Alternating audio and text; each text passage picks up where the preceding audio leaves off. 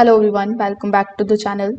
In today's video, I'm going to show you exactly how to download the Replit application on your laptop in 2026. So first of all, you just have to open the Microsoft Store on your laptop.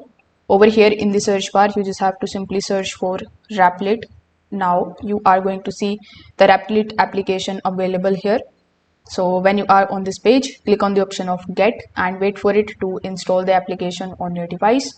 Now, the second method that you can do is you can just simply come here on this particular link, which is replit.com/desktop.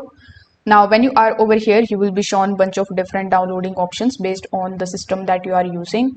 So for Mac operating system, you can just simply click on the option of download for Mac.